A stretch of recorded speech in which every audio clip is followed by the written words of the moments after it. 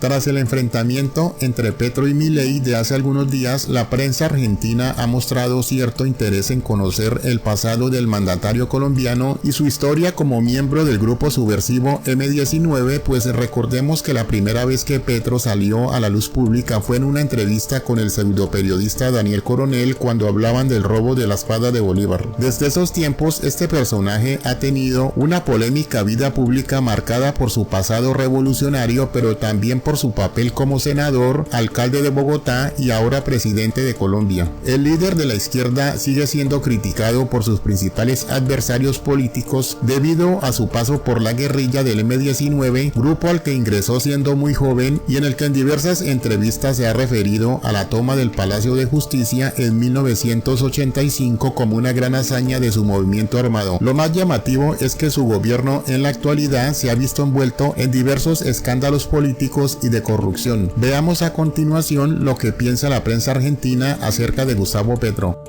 Ahora la pregunta es, ¿y quién es Gustavo Petro? Bueno, cuando repasamos la historia política de Petro vamos a ver que se nos mezclan los hechos políticos con lo que es casi un prontuario, porque la verdad es que es una historia muy controversial, que empieza políticamente en el año 77, en ese momento él tenía 17 años, y se une al M-19, el movimiento 19 de abril, un movimiento guerrillero que había sido fundado en el 74, recordemos ahí ya existía la FARC, ya existía el ELN, se presenta como un movimiento socialista, democrático, no tan marxista, pero la verdad es que vamos a repasar algunos hechos, pero te cuento, a modo de resumen, responsable de cientos de asesinatos, responsable de más de 500 secuestros, entre los secuestrados muchos civiles, un jefe sindical al que lo secuestran, lo torturan, lo terminan matando, muchas mujeres entre las secuestradas, digo, una organización pesada que cometía actos sin duda terroristas. Sí. Y Petro, que empieza siendo muy chico, pero después termina teniendo mucha influencia en la organización. Aureliano, por Aureliano Buendía, de 100 años de soledad, era el alias, el nombre de guerra. En el 85 él es arrestado, de hecho, por posesión ilegal de armas, lo cual ya nos marca que era alguien que tenía algún tipo de participación, por lo menos en las actividades de tipo militar que hacía esta organización, de tipo terrorista, y eso lo salva de participar del hecho más terrible que protagonizó el M-19. Porque el día de noviembre del 85 toma el Palacio de Justicia, la sede del Poder Judicial, la Corte Suprema. Él estaba preso en ese momento. En ese momento estaba preso. Siempre hubo muchas dudas de si justamente él participó o no. Él no participa porque estaba preso. No sabemos porque tranquilamente él avaló esta operación que supuso ocupar durante más de 12 horas el Palacio de Justicia, tomar de rehenes a 335 personas. El objetivo supuestamente era llevar al presidente Belisario Betancur y hacerle ahí mismo un juicio.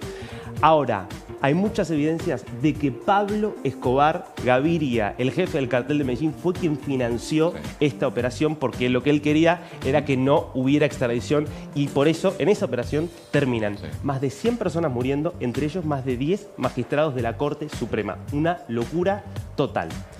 En el 90 el M-19 deja las armas, proceso de negociación de paz, se convierte en un movimiento político, la Acción Democrática 19, y él entra al Congreso. Desde ahí Petro deja el mundo vinculado a las armas, no dejaría el mundo, vamos a decir, vinculado a las cuestiones más oscuras de la política.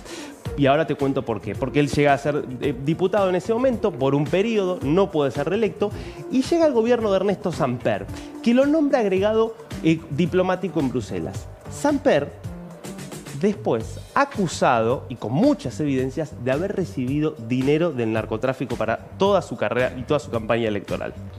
Lo mismo que hoy con Petro. Lo mismo que después vamos a ver que le está pasando hoy a Petro como presidente, en ese caso del cartel de Cali, los rivales de Pablo Escobar.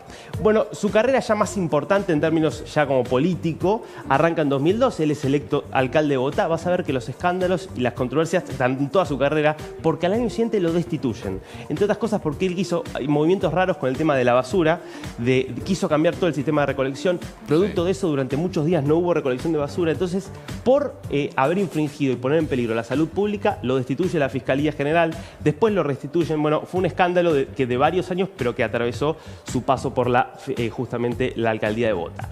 Y después, en medio de la crisis política, del desprestigio de los partidos tradicionales en Colombia, aparece como una cuestión de, bueno, Sí. cambiemos con lo que haya. Petro era el líder de la izquierda más reconocido y eso le permite llegar a la presidencia en 2022, siendo el primer presidente Bien. de izquierda en la historia colombiana. Lo que pasa es que se convierte en un presidente de un escándalo tras otro. De un escándalo tras otro. Podríamos mencionar, la verdad, muchísimos casos de los escándalos de Petro, mientras que acá vemos alguna imagen, ves ahí con una ametralladora, esta es la época Sí. guerrillera. Él, de hecho, oficia como vocero en alguna oportunidad del M-19. Hay una entrevista que a él le hacen en los 80, donde él está hablando, ahí está, este es Petro. Digo, para que se entienda esto acá como vocero, porque se veía que era alguien que tenía peso en la organización sin ser comandante. Yo te voy a contar dos escándalos de su gobierno. Uno lo protagoniza Nicolás Petro. Nicolás Petro es hijo de él y fue uno de los que estuvo recaudando fondos para la campaña. Fue arrestado el año pasado, en el mes de julio del año pasado. Durante ese arresto llega a la fiscalía y en la fiscalía llega a un acuerdo en donde confiesa que recibió dinero de narcotráfico. Escuchá la declaración de Nicolás Petro ante los fiscales. O sea, entre Samuel Santander López Sierra y usted se llegó al acuerdo que Máximo Noriega sea el intermediario para recibir los aportes de Samuel. Sí, de cualquier otra cosa. Ok. ¿Esos aportes de Samuel Santander López Sierra eran para qué? ¿Él para qué le propuso usted aportar? ¿Para regalárselos? ¿Para la campaña? ¿Para una inversión? ¿Para qué era? No, para ayudarnos para la campaña. ¿Cuál campaña? La campaña presidencial. O sea, cuando él hace su primer aporte, todo está enfocado en campaña presidencial, pero nosotros enfocamos la campaña, Congreso, la consulta, y después de marzo de 2013 ya era netamente campaña presidencial. Es decir, que ustedes utilizaron los recursos que les entregó Samuel Santander López Sierra para inversión en campañas de Congreso y de presidencia. Sí. Repite la historia de Samper. Bueno, es la misma Se historia. financia con el narcotráfico. Santander López Sierra es una persona que fue condenada por narcotráfico, no es sospechado, condenado por narcotráfico, que después se ha dedicado a un montón de negocios, todos muy oscuros, y acá tenías al hijo reconociendo que recibió ese dinero y que ese dinero se usó para financiar al padre. ¿Qué hizo?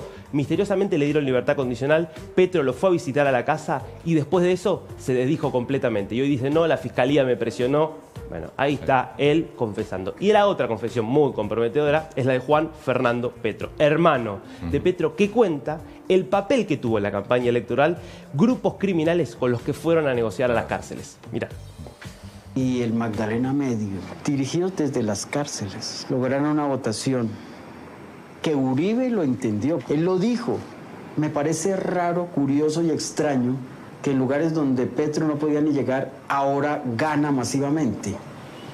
Nosotros vimos que entre el norte de Santander, entre el Urabá antioqueño, entre el Magdalena Medio, Gustavo obtuvo 1 millón y pico de votos que no tenía antes. Ahora, si te das cuenta, con ese 1 millón y pico de votos fue que ganó. Se ganó. Pero las cárceles incidieron mucho. Claro, porque nosotros estuvimos allá. Porque allá adentro entendieron parte del engranaje económico del territorio. Y ellos lo aceptan. Ellos dijeron de una. De hecho, el Clan del Golfo decía nosotros entregamos el 90% de lo que tenemos. Ay. Que nos dejen el 10% para trabajar en los territorios. Es increíble. Yo me acuerdo de esto, como pasó, una cosa... El hijo y el hermano. No es que es un periodista, es un opositor. El hijo y el hermano hablando de los vínculos con el crimen organizado y cómo eso le sirvió para llegar a la presidencia.